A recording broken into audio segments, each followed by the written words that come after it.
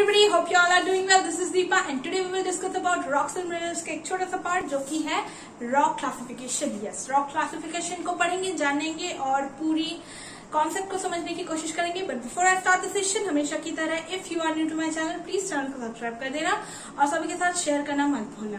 So let's get begin with our topic today. देखिए, rocks and minerals का जो ये वाला पार्ट है ना, रॉक क्लासिफिकेशन, ये तो बहुत इजी लगता है लेकिन the whole chapter is very मेरे लिए थोड़ा सा डिफिकल्ट था.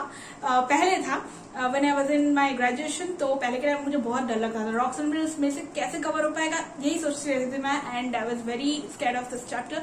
लेकिन फाइनली वो पढ़ते पढ़ते ना हो गया.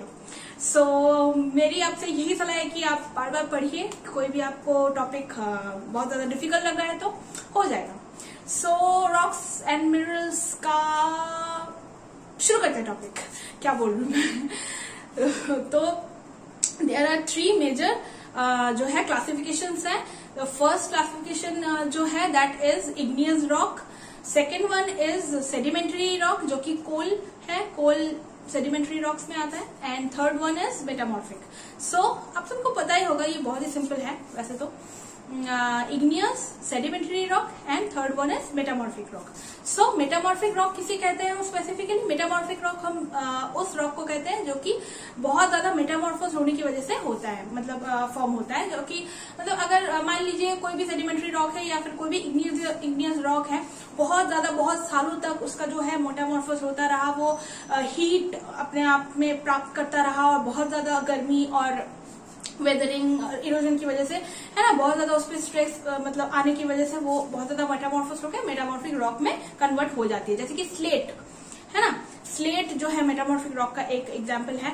एंड सेडिमेंट्री रॉक की अगर बात करें तो इसका जो है लेयर्स इनमें देखे जाते हैं. इसका जो फीचर है ये आपको याद रखना है.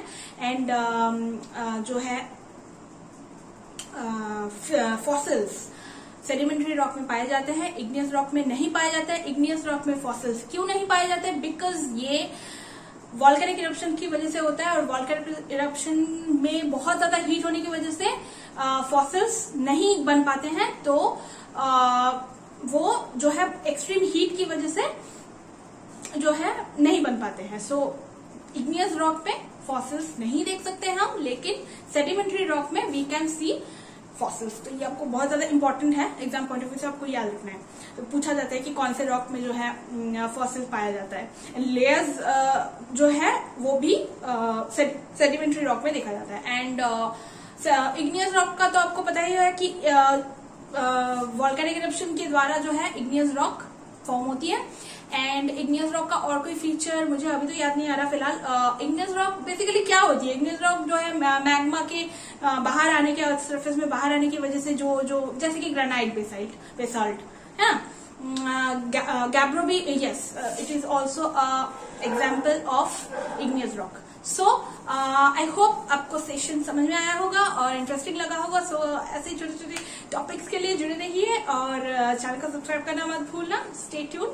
मिलते हैं नेक्स्ट सेशन में. तब तक के लिए till then bye bye. See you.